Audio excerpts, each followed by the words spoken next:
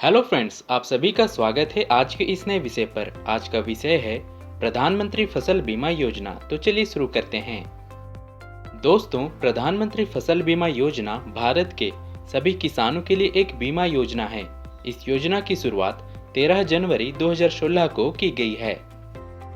अब हम इस योजना के उद्देश्य की बात करें तो प्रधानमंत्री फसल बीमा योजना का उद्देश्य बुआई के पहले एवं कटाई के बाद तक किसानों को फसल बीमा सुरक्षा प्रदान करना है।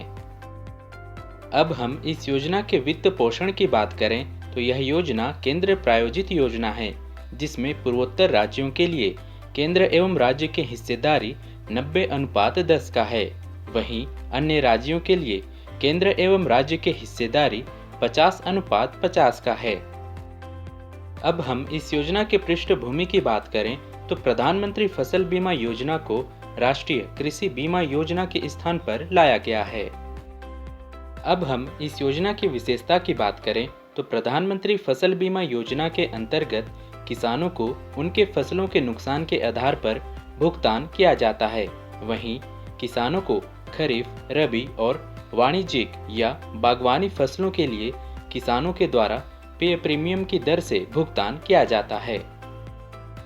आपको बता दें कि किसानों को खरीफ फसल के नुकसान पर बीमित राशि का 2% भुगतान किया जाता है। वहीं किसानों को रबी फसल के नुकसान पर बीमित राशि का 1.5 यानी 1.5% भुगतान किया जाता है। इसके अतिरिक्त आप सभी को बता दें कि बागवानी या वाणिज्यिक फसलों पर किसानों को बीमित राशि का 5% भुगतान किया जाता है। आपको बता दें कि इस योजना में खरीफ, रबी, बागवानी फसलों के साथ सभी अनाज, मिलेट्स, दाल और तिलहन भी शामिल है। आपकी जानकारी के लिए यह भी बता दें कि किसानों के लिए बीमित राशि का चयन न्यूनतम समर्थन मूल्य पर राष्ट्रीय औसत उपज के आधार पर भी किया जाता है। वहीं बिना न्यूनतम समर्थन मूल्य वाले फसल पर फार्म गेट प्राइस यानी किसानों के खेत पर ही राशि निर्धारित की जाती है।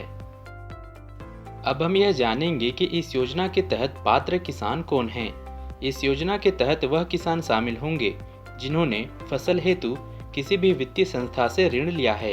वहीं गैर ऋणी किसान इस योजना के तहत स्वैच्छिक हो सकते हैं। अब हम यह जानेंगे कि किस आधार पर फसल क्षतिपूर्ति माना जाएगा।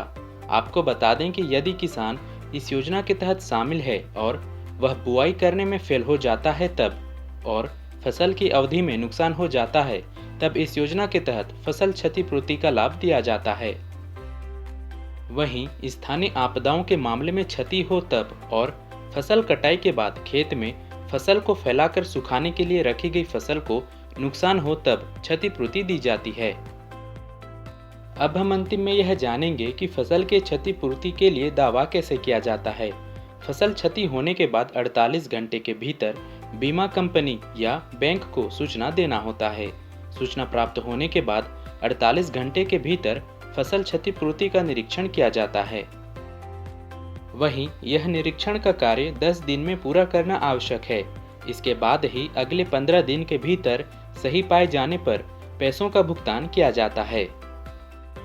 तो दोस्तों, हम उम्मीद करते हैं कि आपको इस विषय से काफ़ी कुछ जानने को मिला होगा।